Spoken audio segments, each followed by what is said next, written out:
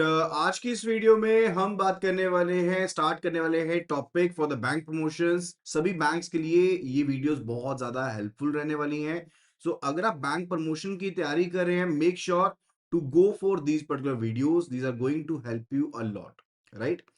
जल्दी से जल्दी ऑडियो वीडियो क्वालिटी को कंफर्म कर दीजिए। एंड अगर आपने अभी तक चैनल को सब्सक्राइब नहीं किया है तो चैनल को सब्सक्राइब कर लीजिए एंड बेल नोटिफिकेशन आइकन को प्रेस करना बिल्कुल भी ना भूलना, ताकि जब भी मैं कोई नई वीडियो अपलोड करूं आपको उसका एक्सेस जरूर मिले। ये हमेशा से इंपॉर्टेंट रही है। You must be knowing about this scheme, but इतनी डिटेल्स नहीं पता होती जो मैं डिटेल्स आपको कवर करवा दूंगा। चलिए स्टार्ट करते हैं। तो पीएमएसबीवाई यानी कि प्रधानमंत्री सुरक्षा बीमा योजना। अब गवर्नमेंट ने क्या किया कि एक्सीडेंटल कवर शुरू करना था कि लोगों को इंश्योरेंस कवरेज दी जाए, so that if some miss happening is there तो उनको कवर मिल जाए। ठीक है, तो 9 मई 2015 को एक स्कीम लॉन्च की गई, राइट। एक्चुअल में एक नहीं लॉन्च की गई थी, 3 स्कीम्स लॉन्च की गई थी, PMSBY, PMJJBY and APY. 3 schemes आई और गवर्नमेंट ने क्या कहा कि आपको एक अनऑर्गेनाइज्ड सेक्टर जो है उनको भी इंश्योरेंस स्कीम देंगे बहुत कम प्रीमियम के साथ। और प्रीमियम पहले कितना था, 12 रुपए था, लेकिन बाद में इसको बढ़ा करके 20 रुपए कर दिया गया, जो अभी भी कम ही है, राइट।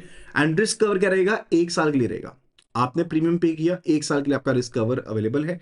और ऑटो डेबिट फैसिलिटी अवेलेबल रहेगी, यानी कि 25 मई से लेकर के 31 मई के बीच बीच में आपका जो प्रीमियम अमाउंट है वो डेबिट हो जाएगा। ठीक है, वो डेबिट हो गया, उसके बाद 1 साल के लिए और स्कीम चल पड़ेगी। इस तरह से करते करते अगर आप 18 साल की उम्र में हैं तो आप इसमें पार्टिसिपेट कर सकते हैं और मैक्सिमम 70 ईयर्स की एज तक इस फैसिलिटी में पार्टिसिपेट कर सकते हैं। तो एलिजिबिलिटी क्राइटेरिया है 18 साल से लेकर के 70 ईयर्स तक का, और इसमें ऑटो डेबिट फैसिलिटी अवेलेबल है। 1 जून से पहले पहले आपका प्रीमियम डेबिट हो जाएगा।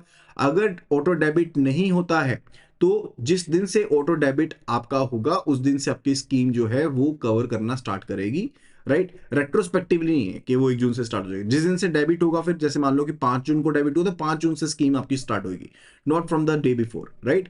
अगर एलिजिबिलिटी की बात करें तो उसके इसमें एलिजिबिलिटी जानना बहुत आसान है। एज का क्राइटेरिया मैंने आपको ऑलरेडी बता दिया कि मिनिमम जो एज है वो कितनी है, minimum age is 18 year and maximum age जो पार्टिसिपेट कर सकती है दैट्स 70 ईयर्स। तो ये एज ग्रुप है जो पार्टिसिपेट कर सकता है इस स्कीम में।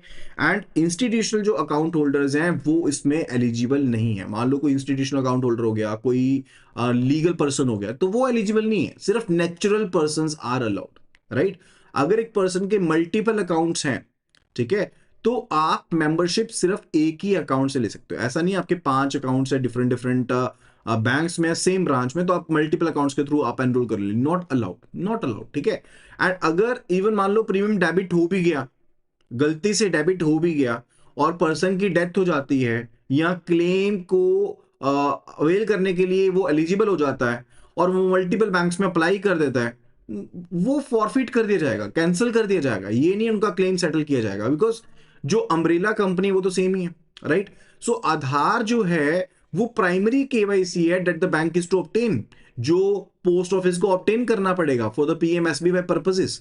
And if we talk about the eligibility of the NRI, अब इसके रिलेटेड क्वेश्चन आ जाते हैं। अब ये चीजें इन जनरल नहीं पता होती है। तो अगर कोई एनआरआई है, नॉन रेजिडेंट इंडियन पर्सन है, if there is a NRI person, non resident Indian person है, एलिजिबल बैंक अकाउंट है ब्रांच के साथ, ठीक है, तो क्या वो बेनिफिट ले सकते हैं? यस, ले सकते हैं। They can also subscribe. Claim benefit जो मिलेगा वो आईएनआर में मिलेगा, वो बाहर की करेंसी में नहीं मिलेगा। बेनिफिट ले सकते हैं। प्रीमियम कितना रहेगा, 20 rupees per member per year. 20 rupees का जो प्रीमियम है डेट विल बी एप्लीकेबल, वो प्रीमियम एप्लीकेबल रहेगा। साल में ऑटो डेबिट होगा एक बार, ठीक है, उसके बाद चलता रहेगा। और आप in the mid of the year भी आप एनरोल कर सकते हैं, यस कर सकते हैं। अब इसमें प्रीमियम का एप्रोप्रिएशन कैसे होगा, प्रीमियम का पेमेंट किस हिसाब से होगा? अब this is very much important, this is again very much important. ये चीज पूछी जाती है एग्जाम में बहुत बार कि इंश्योरेंस प्रीमियम जो इंश्योरर को पे करोगे, ठीक है, वो 20 rupees per member per year है।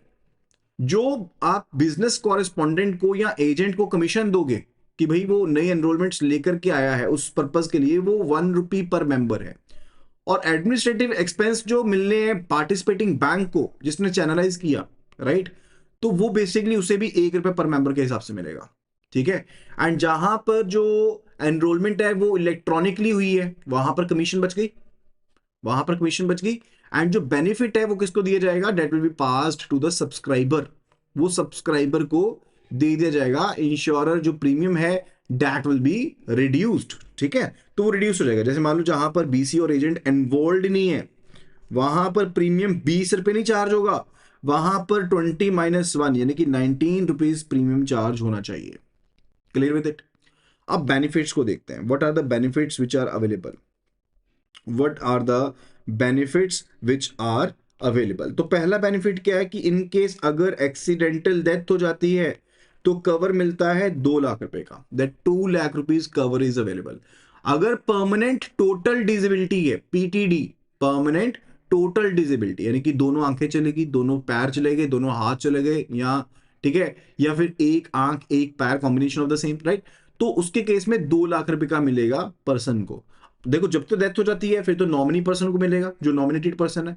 अदरवाइज अगर परमानेंट टोटल डिसेबिलिटी है, 2 लिम्स का लॉस हो गया, वहां पर 2 लाख रुपए किसको मिलेंगे, जो पर्सन एनरोल्ड है उसको मिलेंगे। और जहां पर पीपीडी है यानी कि परमानेंट पार्शियल डिसेबिलिटी है, in case of the permanent partial disability 1 lakh रुपए मिलेगा। जैसे मान लो एक आंख एक पैर एक हाथ टूटा है, टोटल लॉस है, तो उसके केस में 1 लाख रुपए मिलेगा, ठीक है। और एक्सीडेंट की डेफिनेशन क्या, अगर एकदम से ना चाहते हुए इनवॉलंटरी इवेंट होता है एक्सटर्नल, या आपको पता था फिर भी हो गया, या नेचुरल कैलामिटी के थ्रू हो गया, वो सब चीजें इसमें कवर्ड है, लेकिन suicide is not covered in this criteria. इस केस में सुसाइडल डेथ जो है वो कवर्ड नहीं है, ठीक है। And death due to murder जो है वो कवर्ड है, लेकिन सुसाइड जो है वो कवर्ड नहीं है। एंड अगर एंश्योर्ड मिसिंग है, बेनिफिट तब तक नहीं पे किया जाएगा, तब तक नहीं पे किया जाएगा जब डेथ ड्यू टू एक्सीडेंट है वो कंफर्म नहीं हो जाती डॉक्यूमेंट्री एविडेंस के साथ, राइट। एंड कोई हॉस्पिटलाइजेशन रिम्बर्समेंट नहीं है in case of the PMSBY, ध्यान रखिएगा, कोई भी हॉस्पिटलाइजेशन का रिम्बर्समेंट नहीं मिलने वाला है। Further it's related to the point termination और cessation of the cover. Termination कब होएगी, अब जब 70 ईयर्स की एज होगी तब कवर हो जाएगी।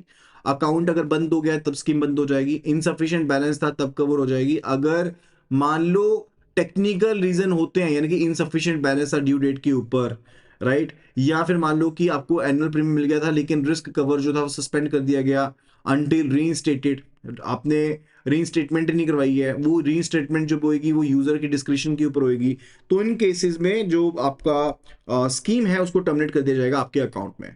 Further it's related to enrolment के क्या रूल्स हैं, what are the rules for the enrolment purposes.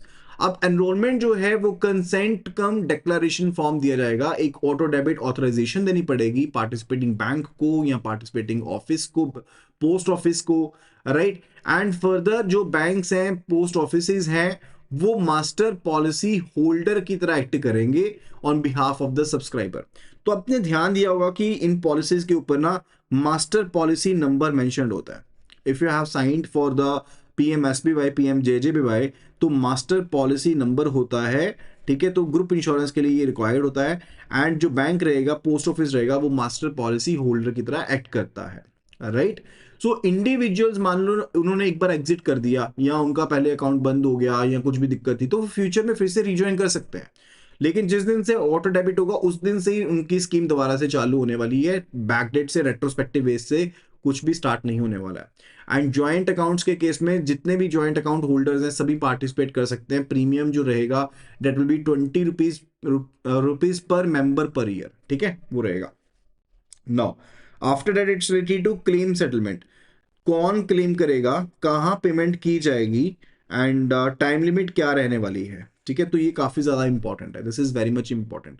देखो डेथ क्लेम जो किया जाएगा that will be done by the nominee, वो नॉमिनी पर्सन जो रहेगा उनके द्वारा डेथ क्लेम किया जाएगा। अगर नॉमिनी माइनर है तो उसके केस में जो गार्डियन है वो करेंगे, राइट। एंड फर्दर अगर कोई नॉमिनेशन है ही नहीं है तो लीगल हेयर करेंगे, राइट, ये चीज रहती है। एंड मोड ऑफ पेमेंट की अगर बात करें तो डिसेबिलिटी जो क्लेम है, मैंने आपको जैसे बताया कि अगर पीपीटी है या पीपीडी है उसके केस में क्या रहेगा, the claim will be settled directly into the insured person account, और इनकेस अगर डेथ क्लेम है तो नॉमिनी के अकाउंट में सेटलमेंट होगी या फिर जो लीगल हेयर है उनके अकाउंट में सेटलमेंट की जाएगी। एंड टाइम लिमिट क्या है, जो क्लेम फॉर्म है वो 30 डेज के अंदर अंदर सबमिट करना होता है, राइट, यानी कि डे ऑफ एक्सीडेंट से 30 दिन के अंदर अंदर आपको क्लेम को सेटल, आपको बेसिकली क्लेम फॉर्म भरना पड़ेगा। इंपॉर्टेंट पॉइंट है, make sure to note it down, right. तो क्लेम जो फॉर्म है that is to be submitted preferably in just 30 days from the date of the accident, ठीक है। एक्सीडेंट के 30 दिन के अंदर अंदर करना होता है, आपको जमा करवाना पड़ेगा। एंड फर्दर जो बैंक है, पोस्ट ऑफिस है, वो फर्दर जो इंश्योरर पार्टनर है उनको 7 डेज के अंदर अंदर आगे फॉरवर्ड कर देंगे, यानी कि बैंक के पास 30 दिन के अंदर अंदर आएगा एंड उसके बाद 7 दिन के अंदर अंदर चला जाएगा इंश्योरर के पास। इंश्योरर जो है वो 7 डेज के अंदर अंदर उसको क्या कर देंगे, क्लेम को बेसिकली प्रोसेस करेंगे एंड मैक्सिमम 7 डेज का टाइम पीरियड रहेगा आगे, 7 डेज रहेगा। 7 days basically for the bank और पोस्ट ऑफिस की वो फॉरवर्ड करेंगे एंड 7 डेज का टाइम पीरियड रहेगा कि आगे जो है उसे प्रोसेस किया जाएगा एंड उसके बाद फिर डिसबर्समेंट कर दी जाएगी। अगर प्रीमियम डेबिट हो गया था, अगर प्रीमियम डेबिट हो गया था बट रिमिट नहीं किया गया बैंक के द्वारा, पोस्ट ऑफिस के द्वारा within the prescribed time frame, तो क्लेम लायबिलिटी जो है वो बैंक के ऊपर शिफ्ट हो जाएगी, that will be shifted on the bank, right. Clear है। So that is actually all about the PMSBY, right. That will be all about today video. आज की वीडियो में सिर्फ इतना ही। आई होप कि आपने सभी टॉपिक्स को अच्छे से समझा होगा। अगर किसी भी तरह का डाउट है तो you can be letting no in the comment section and further do download the application from the link IIBF24/app। And अगर आप iOS यूजर हैं, it will be asking for the ORG code which is GEGKT। So just do download the application and start your preparations. Thank you so much and see you again in the next video.